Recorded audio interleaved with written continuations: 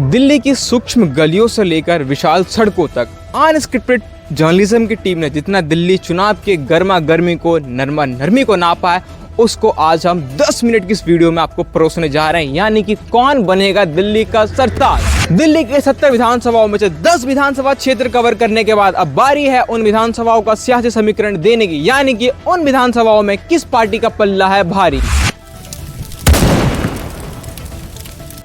दिल्ली की 10 विधानसभा क्षेत्रों को कवर करने के बाद जितना हमने लोगों की परेशानियों को जाना है, उनमें से उनकी जो परेशानियां हैं, यदि हम 10 विधानसभा क्षेत्रों के कॉमन इश्यूज को देखें, overflow of sewage, water logging, civic sanitation, साफ सफाई और कंजेशन और ट्रैफिक, यानी कि ट्रैफिक कंजेशन सबसे बड़ा इशू है इन 10 के 10 विधानसभा क्षेत्रों में। वहां के लोगों से हमने बातचीत करा और उनका ये कहना है कि जो मौजूदा सरकार कहीं ना कहीं असक्षम रही है इन सारे चीजों पर कामकाज करने के लिए। तो कहीं ना कहीं ये जितने भी इश्यूज हैं, जो बहुत ग्राउंडेड इश्यूज हैं, ये एक बहुत बड़ा फैक्टर होने वाला है इस बार चुनाव में। कौन बनेगा दिल्ली का मुख्यमंत्री या उस क्षेत्र का विधायक, ये डिसाइड करने के लिए 10 विधानसभा क्षेत्रों के रुझान को समझने के बाद अनस्क्रिप्टेड जर्नलिज्म की टीम ने एक रिपोर्ट तैयार की है, जिसमें यह पता लगेगा कि उन सभी विधानसभा क्षेत्रों में किस पार्टी का है पल्ला भारी, यानी कि उन 10 के 10 विधानसभा क्षेत्रों में से कौन सा विधायक प्रत्याशी बनने जा रहा है उन क्षेत्रों का विधायक। एक नजर हमारी इस रिपोर्ट पर। तो पेश है आपके सामने दिल्ली की चुनावी रिपोर्ट। नई दिल्ली विधानसभा क्षेत्र की बात करते हैं तो यहां आम आदमी पार्टी के कैंडिडेट है अरविंद केजरीवाल, इंडियन नेशनल कांग्रेस के कैंडिडेट है संदीप दीक्षित और भारतीय जनता पार्टी की तरफ से है परवेश वर्मा। अनस्क्रिप्टेड जर्नलिज्म की माने तो नई दिल्ली विधानसभा क्षेत्र में कांटे की टक्कर होने जा रही है और इस कांटे की टक्कर में अरविंद केजरीवाल मार लेंगे बाजी। जी हां, परवेश वर्मा उन्हें कड़ी टक्कर दे सकते हैं, परंतु वाल्मीकि समाज एवं रजक समाज के सपोर्ट से केजरीवाल साहब निकाल लेंगे इस क्षेत्र की जीत। अब बात आती है चांदनी चौक विधानसभा क्षेत्र की, जहां पुनर्दीप सिंह रिप्रेजेंट कर रहे हैं आम आदमी पार्टी को, मुदित अग्रवाल लड़ रहे हैं इंडियन नेशनल कांग्रेस की तरफ से और भारतीय जनता पार्टी ने पेश की है सतीश जैन की दावेदारी। बात करते हैं अनस्क्रिप्टेड जर्नलिज्म की रिपोर्ट की, तो यहां आम आदमी पार्टी के उम्मीदवार पुनर्दीप सिंह बढ़ सकते हैं भारी पंजाबी वोटों की मेजोरिटी होने के कारण। तो यस, पुनर्दीप सिंह मार लेंगे बाजी। कोंडली विधानसभा क्षेत्र की बात करते हैं तो आम आदमी पार्टी ने मैदान में उतारा है कुलदीप कुमार को, वहीं इंडियन नेशनल कांग्रेस की तरफ से लड़ रहे हैं अक्षय कुमार और भारतीय जनता पार्टी ने प्रियंका गौतम की पेश की है दावेदारी। यहां कुलदीप कुमार की लोगों से अच्छी पहचान है और अनस्क्रिप्टेड जर्नलिज्म की रिपोर्ट की माने तो भारी जीत की है आशंकाएं।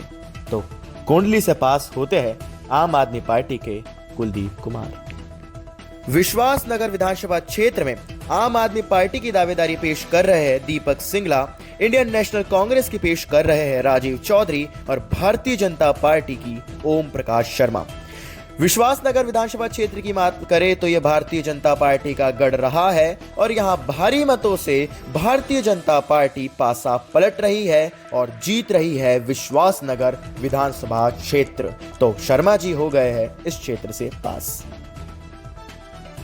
बात आती है मटिया महल विधानसभा क्षेत्र की, तो यहां मुस्लिम बहुल्य इलाका है और इसलिए आम आदमी पार्टी के आले मोहम्मद, आसिम अहमद इंडियन नेशनल कांग्रेस से और दीप्ति इंदौरा भारतीय जनता पार्टी से है मैदान में।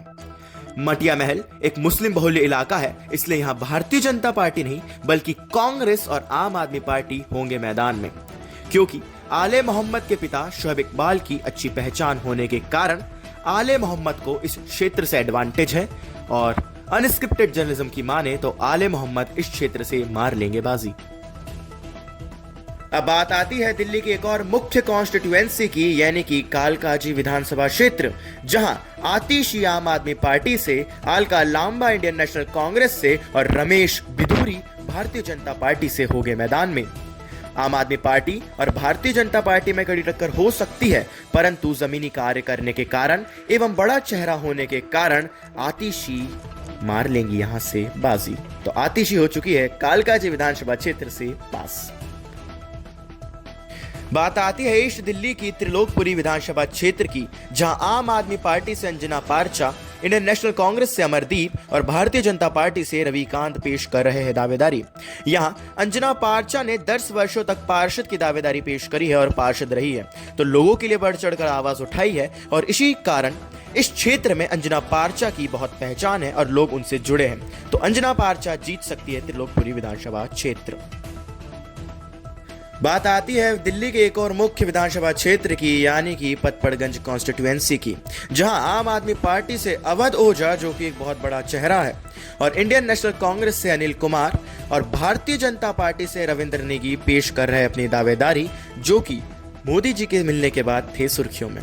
अवध ओझा के वोट काट सकते हैं कांग्रेस के अनिल कुमार और रवि नेगी को इसका हो सकता है फायदा। तो अनस्क्रिप्टेड जर्नलिज्म ने पेश की है एक अनोखी रिपोर्ट, जिसमें अवध ओझा हार रहे हैं और बीजेपी के रविंद्र नेगी जीत रहे हैं पतपड़गंज से।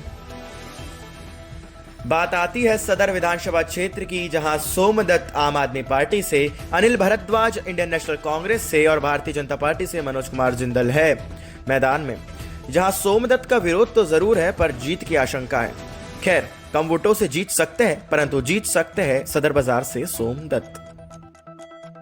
बात आती है अनस्क्रिप्टेड जर्नलिज्म की आखिरी, यानी कि 10वीं विधानसभा क्षेत्र की, जो है जंगपुरा कॉन्स्टिट्यूएंसी, जहां आम आदमी पार्टी के एक और प्रमुख चेहरे मनीष सिसोदिया है मैदान में, वहीं कांग्रेस से फरहाद सूरी और भारतीय जनता पार्टी के तरविंदर सिंह है मैदान में। यहां मनीष सिसोदिया चर्चित चेहरा है और विरोध के बाद भी जीत की उनकी आशंकाएं हैं। तो मनीष सिसोदिया होते हैं जंगपुरा से पास। दिल्ली के 10 विधानसभा क्षेत्रों को कवर करने के बाद अब तो हम चले भटूरे खाने। अब देखना यह है 8 फरवरी को किस पार्टी के कार्यालय में बनेंगे छोले और किस पार्टी के कार्यालयों में नेताओं का हाल होगा भटूरे जैसा। Bureau unscripted journalism.